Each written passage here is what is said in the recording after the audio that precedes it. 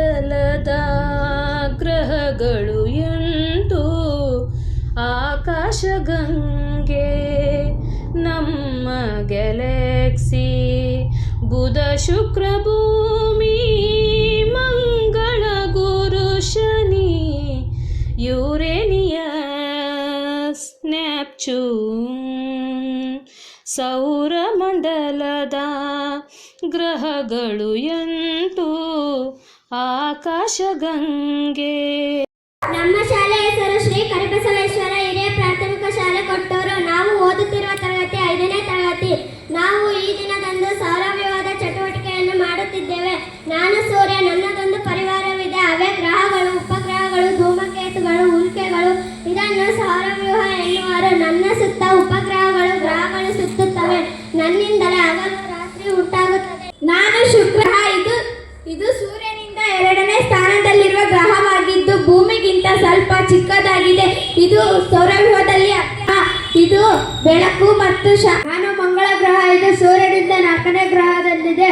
ಇದನ್ನು ಅಂಗಾರಿಕ ಮತ್ತು ಕೆಂಪು ಗ್ರಹ ಎಂದು ಕರೆಯುತ್ತಾರೆ. ಇದರಲ್ಲಿ ಮಣ್ಣು ಕೆಂಪು ಬಣ್ಣದ ಕಬ್ಬಿಣದ ಆಕ್ಸೈಡ್ನಿಂದಾಗಿದೆ. ಇದರಲ್ಲಿ ಜ್ವಾಲಾಮುಖಿಗಳು, ದೊಡ್ಡ ಕಂದಗಳು ಕಾಣಿಸಿಕೊಳ್ಳುತ್ತವೆ. ನಾನು ಗುರು ಗ್ರಹ. ನಾನು ಸೂರ್ಯನಿಂದ 5ನೇ ಗ್ರಹವಾಗಿದ್ದು ಸೌರ್ಯ ಅತ್ಯಂತ ದೊಡ್ಡ ಗ್ರಹವಾಗಿದೆ. ನಾನು 1300 ಭೂಮಿಯನ್ನು ತುಂಬುವಷ್ಟು ದೊಡ್ಡದಾಗಿದ್ದೇನೆ. ನನ್ನನ್ನು ಬೃಹಸ್ಪತಿ ಅಂತಲೂ ಕರೆಯುತ್ತಾರೆ. ನಾನು ಅಪಾರ ಅನಿಲಗಳಿಂದ ತುಂಬಿದ್ದೇನೆ. ನಾನು ಭೂಮಿಯ 3ರಷ್ಟು ದೊಡ್ಡ ವಿಸ್ತಾರವಾದ ಕೆಂಪು ಮಚ್ಚೆಯನ್ನು ಹೊಂದಿದೆ.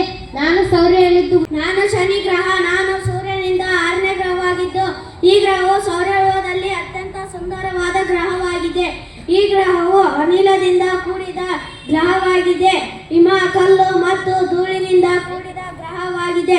ಈ ಗ್ರಹವು ಸಹಸ್ರಾರು ಉಂಗುರಗಳನ್ನು ಹೊಂದಿದೆ. ಸೂರ್ಯನಿಂದ ಗ್ರಹವಾಗಿದ್ದು ಗುರು ಹಾಗೂ ಶನಿ. ನಾನು ಸೌರವ್ಯೂಹದ 8ನೇ ಗ್ರಹ. ನಾನು ಉಲ್ಕೆ. ಹಸಿರಿನಿಂದ ಭೂಮಿಯ ಒಡೆಸುವಾಗ ದ್ರವ್ಯದ ಚೂರುಗಳನ್ನು ಉಲ್ಕೆಗಳೆಂದು ಕರೆಯುತ್ತೇವೆ. ಇವು ವಾಯುಗೋಳವನ್ನು ಪ್ರವೇಶಿಸುವಾಗ ಉಳಿದು ಪ್ರಕಾಶಮಾನವಾಗಿ ಬೆಳಕಿನ ಗೆರೆಗಳಂತೆ ರಾತ್ರಿ ಆಕಾಶದಲ್ಲಿ ಗೋಚರಿಸುತ್ತವೆ. ಅದರಿಂದ ಇವುಗಳನ್ನು ಬೀಳುವ ನಕ್ಷತ್ರಗಳೆಂದು ಕರೆಯುತ್ತೇವೆ.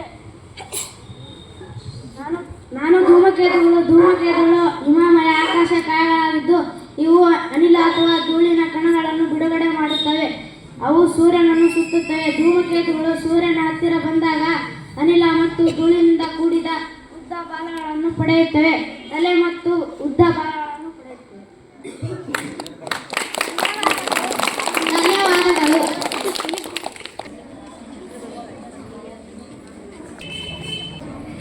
ಮಂಡಲದ ಗ್ರಹಗಳು ಎಂಟು ಆಕಾಶಗಂಗೆ ನಮ್ಮ ಗ್ಯಾಲಕ್ಸಿ ಬುಧ ಶುಕ್ರ ಭೂಮಿ ಮಂಗಳ